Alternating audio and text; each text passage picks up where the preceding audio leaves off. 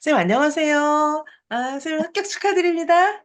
감사합니다. 네네. 선생님, 일단, 우리 선생님 같은 경우에는, 좀 특별하게 작년에도 합격을 하셨었는데, 최불암의 경험이 있으셔서, 네, 최불암 하시고도 막 되게 씩씩하게 열심히 준비하셨는데, 저하고는 올해 2024 유아이명에서, 2차에서, 사실 1차 끝나자마자부터 저하고 함께 하셔가지고, 2차를 쭉 저와 함께 하시면서, 올해는 평가원 지역에 한 자릿수 등수로 우수하게 합격을 하셨단 말이에요. 일단 최종 합격 너무 축하드리고, 일단 지금 뭐 수험생 선생님들 중에도 체불압의 아픔을 갖고 계신 분들도 많이 계시고, 2차의 어려움을 또, 경각심을 갖지 못하는 분들도 계시고, 또 2차가 너무 두려워서 아예 시험 준비 안 하는 분도 계시고, 굉장히 다양한데, 선생님 소개도 좀 해주시고, 일단 간략하게 선생님에 대해서 좀 말씀을 해주시겠어요?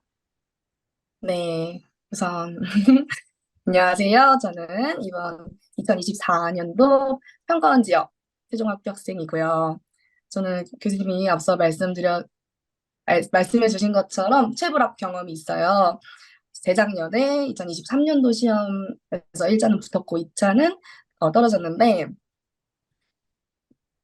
재작년과 작년 비교했을 때 제가 합격할 수 있었던 이유가 어, 2차 준비는 되게 막막하고 또 어렵고 되게 두렵고 한 시험이라서 방향성을 잡아주는 분이 없다면 정말 그대로 포기하게 되더라고요. 음. 2023년도 시험에서는 1차 끝난 후에 2차 시험 맞닥뜨렸을 때 정말 어려웠어요. 어떻게 해야 되는지를 모르고 이렇게 방향성만 잡는데 거의 시간을 보내다 보니까 시험날은 가까워졌고 당연히 연습할 시간도 없었고 그렇게 시험장에 들어갔었는데 올해는 친구가 교수님 수강생이세요. 그래서 네. 교수님을 알게 되었고 2차가 교수님의 강점인 개인 지도가 이루어지는 것을 알게 되어서 친구의 소개도 듣고 이야기도 들으면서 교수님과 사전에 전화 통화로 이야기 나눴어요. 어떻게 진행이 되고 저한테 어떤 도움을 주실 수 있고 이런 부분에 대해서 이야기를 들은 후에 네, 믿음이 생겨서 바로 1차 시험 후에 바로 교수님과 통화하고서 2차 준비를 시작했습니다. 네. 그렇게 2차 준비를 하면서 1차 발표 전에 교수님과 개인지도 6회를 받았고 1차 시험 후에 합격자 난 후에 교수님과 또 지도를 10회 정도 받으면서 꽤 많은 개인 지도를 받았어요. 근데 그 처음에 받았을 때부터 점점 성장하는 모습을 교수님께서 계속 언급을 해주시고 저 또한 그걸 느낌으로써 2차 준비가 재작년과는 확실히 다르더라고요. 자신감이 생겼고 아 이러면 붙겠구나 라는 믿음이 네. 계속 생겨서 그렇게 해서 쭉 밀고 나갔던 것 같아요. 그래서 우선 2차 준비 시기에 대해서도 선생님들께서 많이 고민하실 텐데 주변에 뭐 2차 준비 언제부터 시작하냐 이런 말을 들으면 대부분 한결같이 답변이 돌아와요. 최대한 빨리 1차 음. 끝나자마자 준비를 해라라는 말을 많이 들으실 텐데 저도 경험이 있는 사람으로서 정말 그게 맞는 것 같아요. 이게 2차가 단시간에 실력이 향상되는 것도 아니고 꾸준한 노력이 필요하기 때문에 최대한 빨리 교수님과 함께 강의도 듣고 또 개인 지도를 받으면서 꾸준하게 정말 네, 전진하셨으면 좋겠습니다.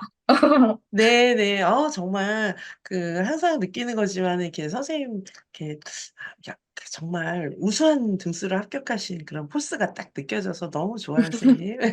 도움이 되실 것 같아요. 다른 선생님들도 훌륭한 역량을 가지신 분들이 많고, 또 그만큼 각오를 하고 계시기 때문에.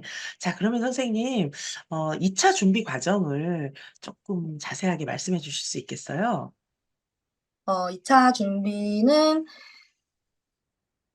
우선 1차가 끝나고 나서 바로 개인 지도를 들었을 때 개인 지도를 들으면서 처음에 교수님께서 이런 강의 한번 들어보시래요. 제가 아무런 준비 없이 그냥 제 역량으로 수업을 준비를 처음에 해서 보여드린 후에 교수님께서 이런 강의도 들으시면 좋을 것 같아요. 뭐 면접, 뭐 과정안. 저는 평가원 지역에서 과정안도 있었고 면접 그리고 수업 시간 이렇게 세 가지를 봐야 하는 시험이었어서 저한테 맞는 강의를 추천해 주세요. 그래서 그 강의가 필요한 것 같다라고 추천해 주시는 강의를 모두 다 들었어요. 모두 다 듣고 전반적으로 강의를 모두 다 들은 후에 그것을 강의에서 그치지 않고 혼자서 어떤 문제들이 있는지 그리고 교수님 강의에서 개인지도 말고 그 강의에서는 합격자 사례 영상을 많이 보여주세요.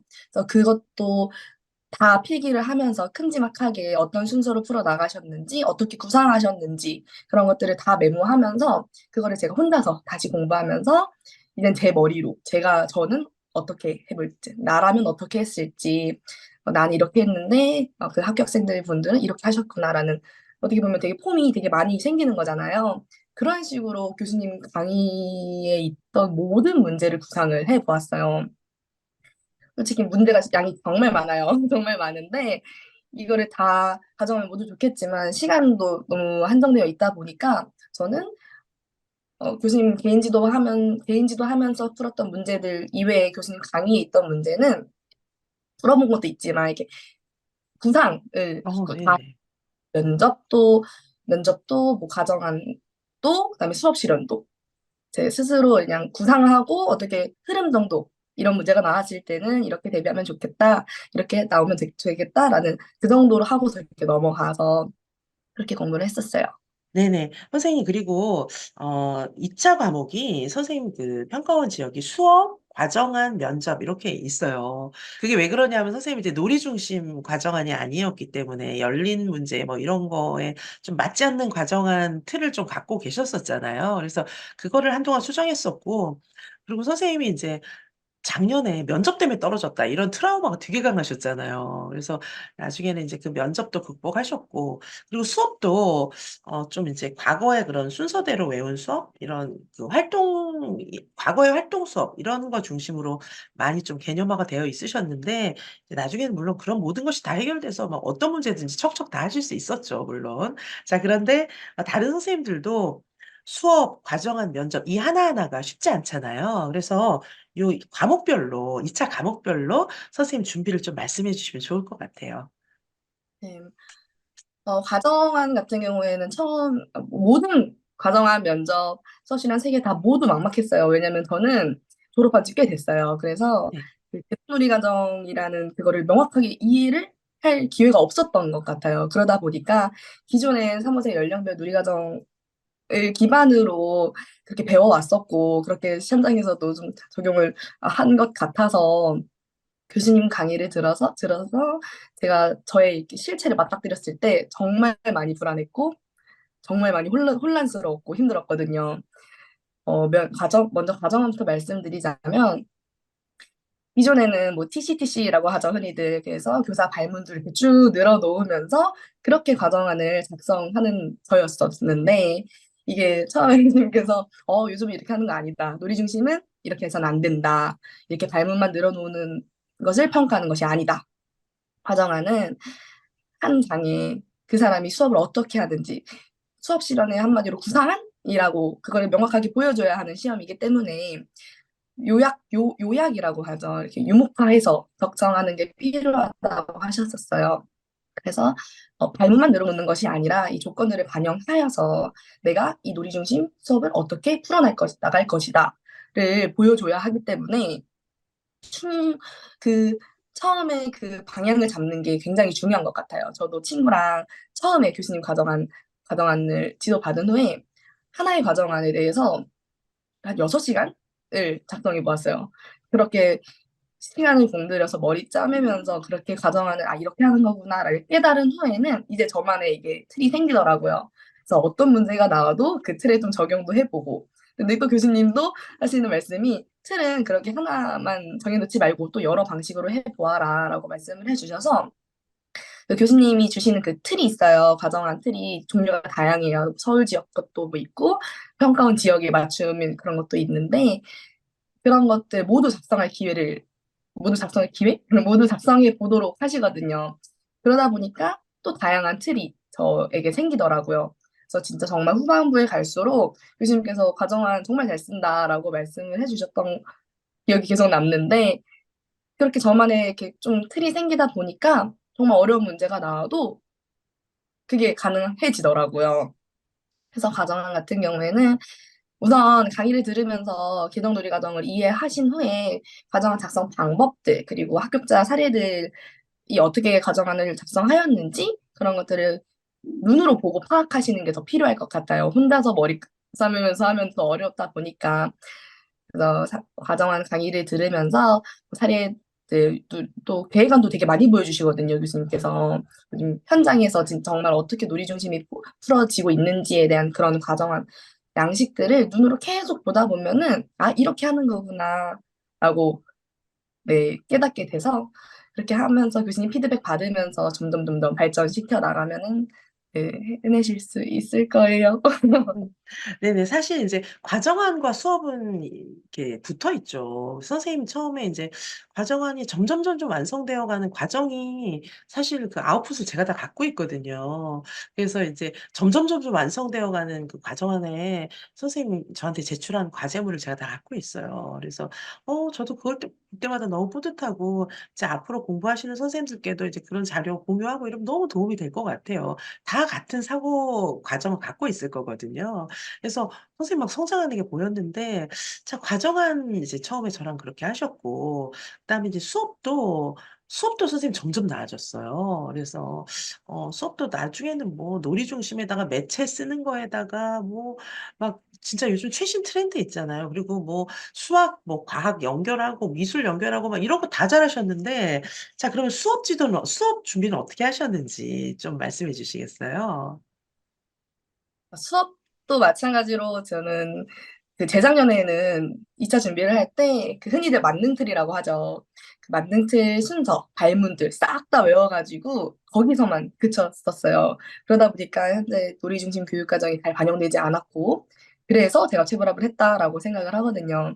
네, 교수님께서도 만능틀을 뭐 강조는 하세요. 근데 다만 순서, 그래서 정말 필요한 부분을 취하고 또 과감하게 필요하지 않은 부분은 생략하고 이런 것들을 연습을 되게 많이 시켜주시는데 그 수업 같은 경우에는 수업도 강의와 개인 지도가 이렇게 분리된 게 아니고 이렇게 연결되었다고 생각하시면 좋을 것 같은 게 수업 같은 경우에는 특히나 또 영상을 많이 보여주세요. 그래서 그 영상이 정말 무시할 수가 없더라고요.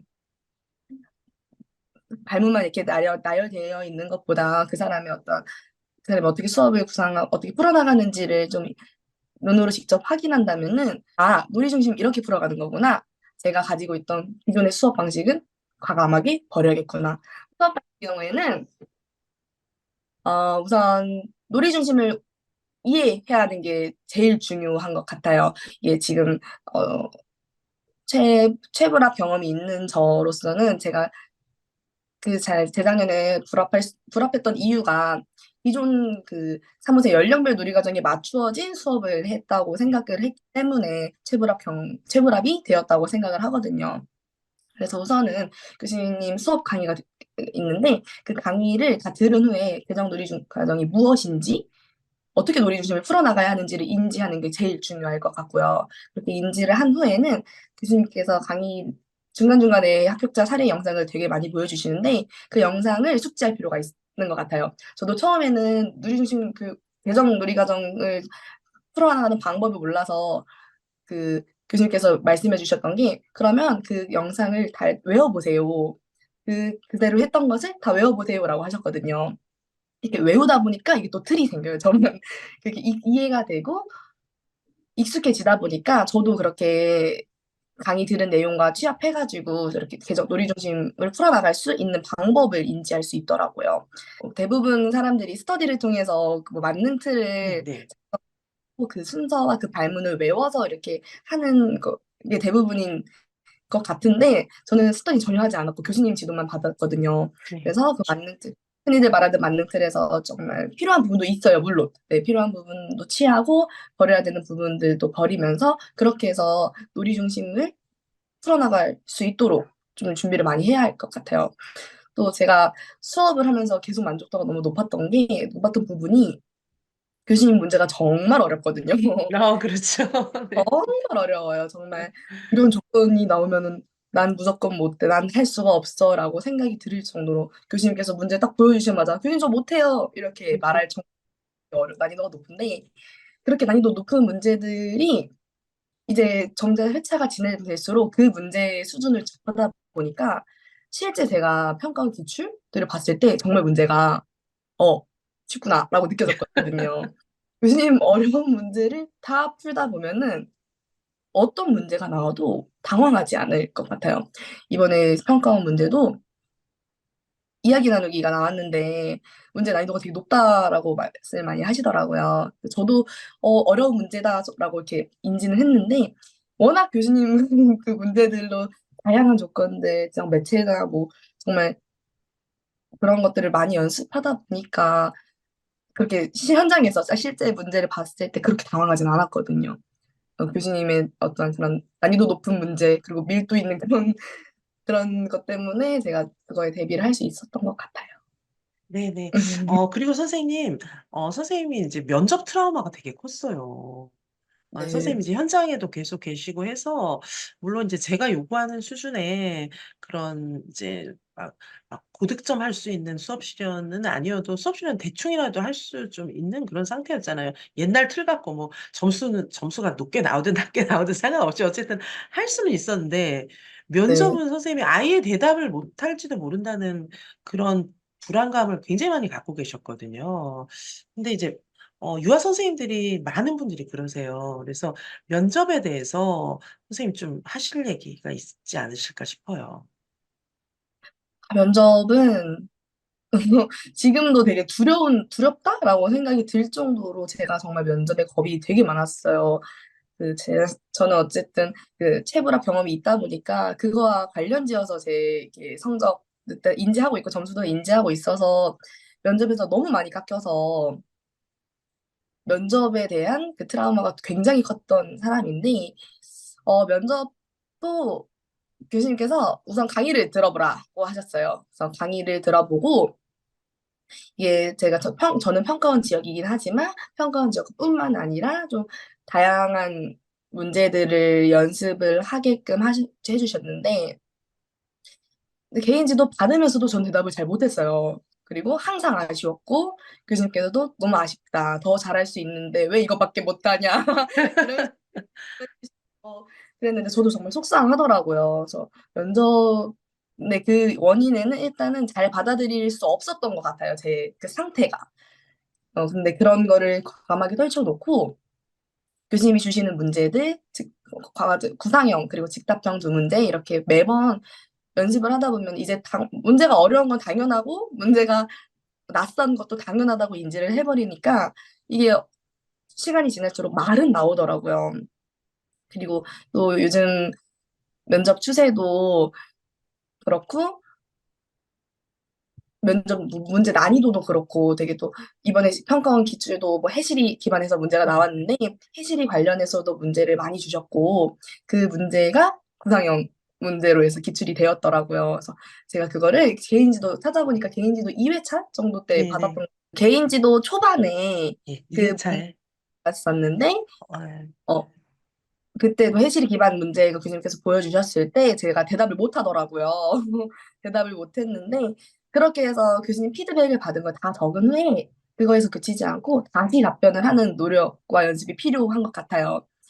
다양한 문제를 접하고 어떻게 보면 되게 수준이 높은 문제를 경험을 하는 게 저는 다른 사람들과 어쨌든 경쟁을 해야 되는 이 시험에서는 굉장히 필요하다고 생각하기 때문에 다양한 문제, 난이도 높은 문제, 난이도 쉬운 문제뿐만 아니라 다양한 문제를 경험함으로써